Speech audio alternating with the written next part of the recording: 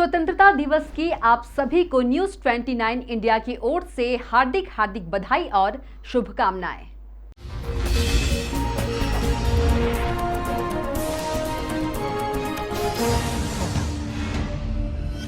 Corona काल में जहां सभी त्योहारों के रंग को फीका कर दिया है, उसी के चलते 15 अगस्त पर भी कोरोना का असर दिखा।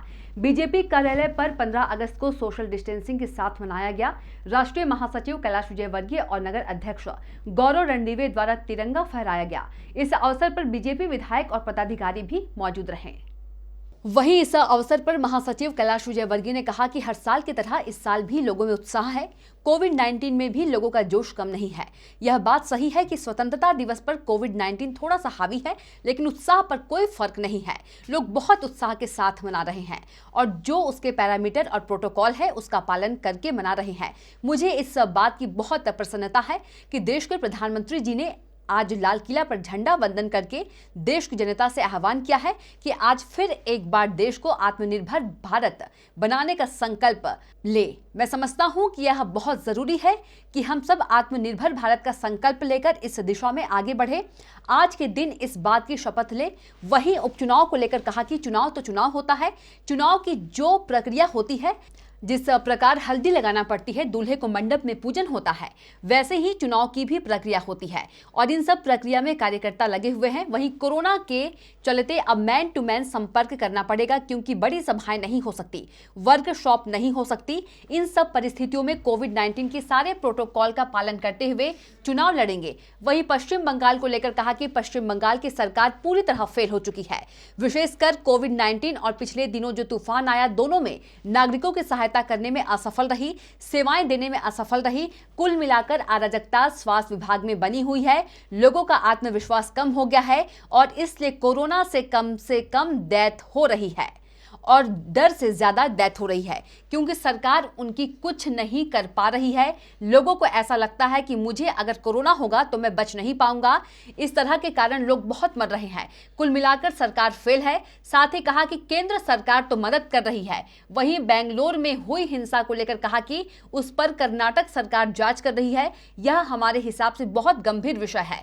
एक छोटी सी सोशल मीडिया की टिप्पणी पर इतनी बड़ी हिंसा सोची समझी साजिश का हिस्सा है। Bureau report news 29 India.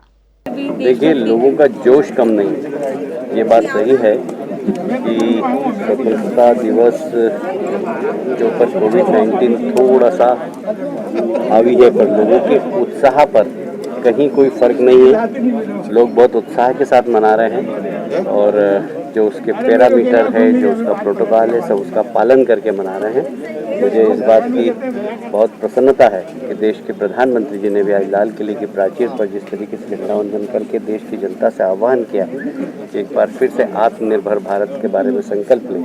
मैं समझता हूँ ये बहुत ज़रूरी है कि हम सब आत्मनिर्भर भारत का संकल्प लेकर इस दिशा में आगे बढ़ें और आज के दिन इस बात की शपथ लें। मैन टू मैन संपर्क करना पड़ेगा, क्योंकि बड़ी सभाएं नहीं हो सकती, वर्चुअल सभाएं हो रही है। तो इन सब परिस्थितियों में कोविड-19 के सारे प्रोटोकॉल का पालन करते हुए चुनाव और विशेषकर कोविड-19 और पिछले दिन जो तूफान आया, दोनों में नागरिकों की सहायता करने में पूरी तरह असफल, स्वास्थ्य सेवाएं देने में पूरी तरह असफल। तो कुल मिलाकर एक अराजकता स्वास्थ्य विभाग में वहाँ पर बनी हुई है।